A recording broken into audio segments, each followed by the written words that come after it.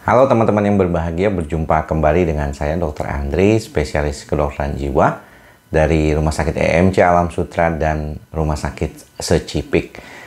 Dalam kesempatan kali ini saya mungkin agak sedikit mau curhat saja terkait dengan pengobatan dokter jiwa dan dampaknya pada pasien, dan juga bagaimana tanggapan dari berbagai sisi terkait dengan kondisi pengobatan itu sendiri. Bisa dari keluarga, dari teman, atau bahkan dari orang lain. Nah, menariknya di dalam konteks ini terkait juga dengan peran dokter kalau misalnya mengomentari pengobatan psikiatri. Nah, ini yang dimaksud bukan dokter jiwa ya, tetapi dokter spesialis lain atau dokter umum. Banyak dari kita melihat ya, dokter jiwa itu melihat teman-teman sejawat ini tidak selalu mendukung pengobatan yang dialami oleh pasien. Jadi kalau misalnya anggaplah saya banyak cerita dari pasien saya.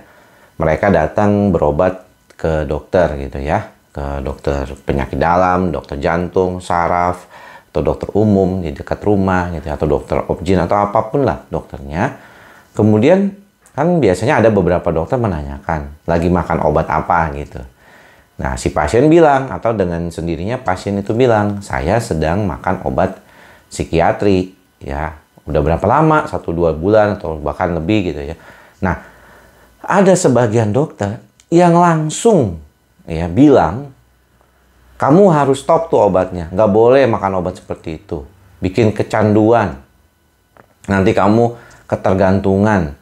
Nanti kamu nggak bener. Udah, beresin aja dengan cara non obat. Udah kamu lakukan sembahyang saja, udah healing aja, udah lupain aja, pikir positif. Segampang itu.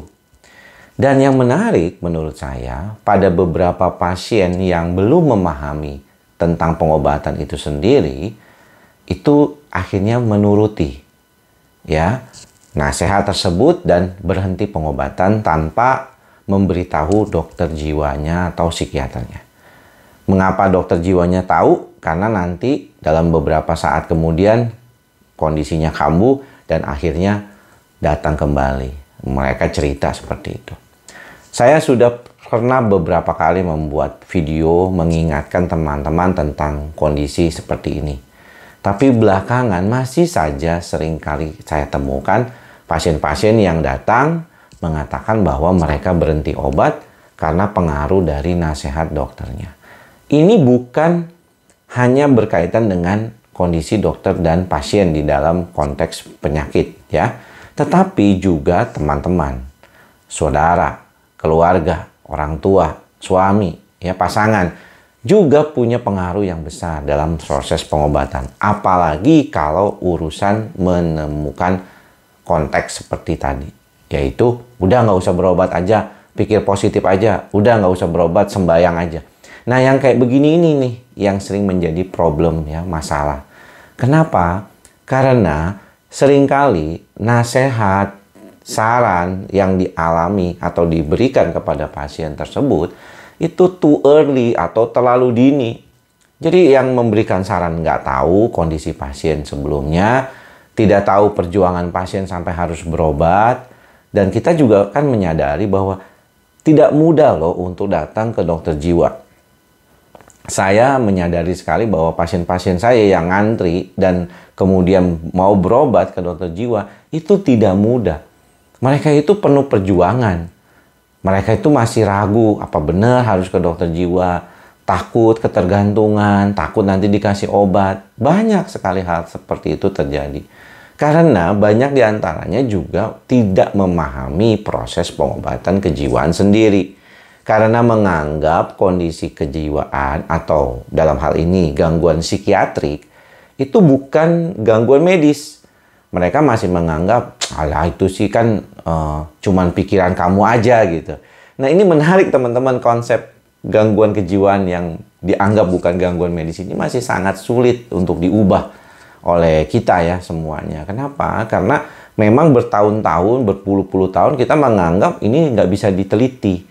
Tetapi belakangan ini, 20 tahun, 30 tahun belakangan, kita udah semakin tahu nih bahwa apa yang terjadi di otak kita itu memang akibat dari ketidakstabilan. Jadi teman-teman bisa terima nih kalau sakit hipertensi, darah tinggi, diabetes itu disebabkan karena kerusakan dari organ yang mengatur jantung, lambung, parunya, ya. Tetapi kalau masalah kejiwaan, teman-teman nggak bisa terima bahwa yang bermasalah itu otak teman-teman gitu. Bahwa di sistem saraf pusat itu, otaknya itu ada kelainan. Nggak semua orang itu dilahirkan dengan pikiran positif.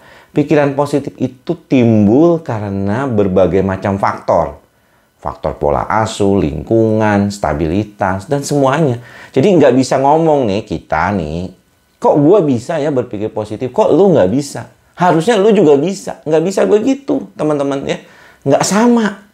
Jadi, sejawat yang tadi saya sebutkan di awal, dokter yang bilang kalau misalnya, kamu itu harusnya mampu loh berpikir positif.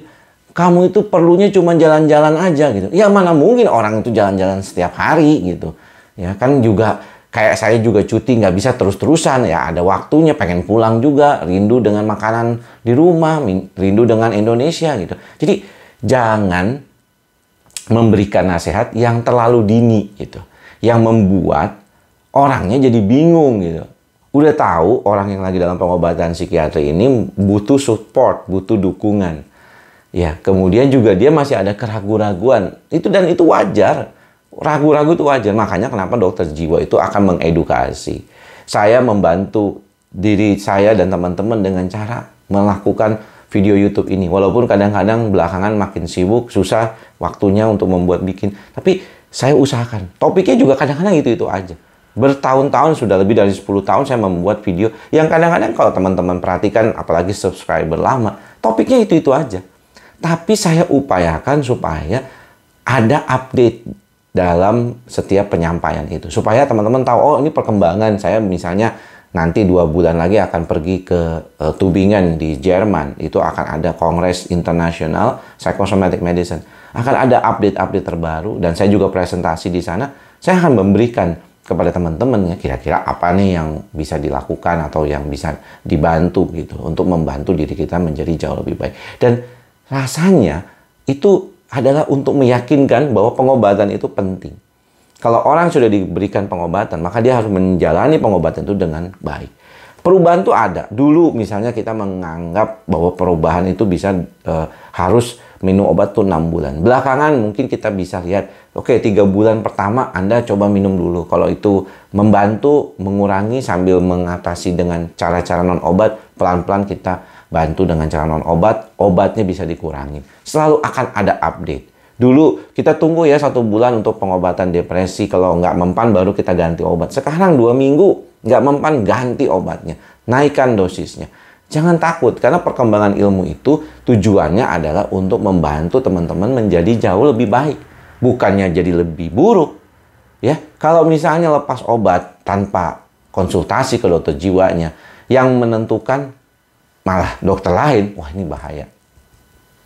Ya kenapa teman-teman? Karena setiap dokter itu punya kompetensinya masing-masing. Dokter jiwa ya kompetensinya mengatasi dan mengobati gangguan kejiwaan. Dokter yang lain yang mengawasi yang lain. Kayak saya mengerti tentang jantung, paru, dan lambung. Karena bagaimanapun sebagai seorang dokter umum dulunya sebelum jadi dokter spesialis kedokteran jiwa. Tapi kalau untuk urusan yang sangat kalau kita bilang tuh spesifik gitu ya, itu kompetensinya udah beda. Saya harus merujuk ke dokter yang khusus. Dan begitu juga sebaliknya dokter yang lain kepada kondisi gangguan kejiwaan. Kalau udah urusan gangguan kejiwaan, jangan diikut campurin, ya. Nggak boleh tuh. Ya, memberikan saran tanpa tahu. Udah, Anda ini nggak usah makan obat. Wah, apa itu, yang penting Anda berpikir positif. Ternyata yang dibilang begitu adalah pasien bipolar atau pasien skizofrenia yang mana mereka harus makan obat lebih lama lagi. Ini salah satu yang menjadi problem ya. Mudah-mudahan apa yang saya sampaikan kali ini bermanfaat buat teman-teman. Jangan lupa untuk tetap fokus dalam pengobatan dan juga bagaimana melatih diri kita menjadi jauh lebih baik. Mantra ikhlas, sabar, dan sadar salah satu yang bisa membantu kita bersama. Mudah-mudahan teman-teman semua berbahagia. Sampai bertemu lagi di lain kesempatan. Salam sehat jiwa. Bye-bye.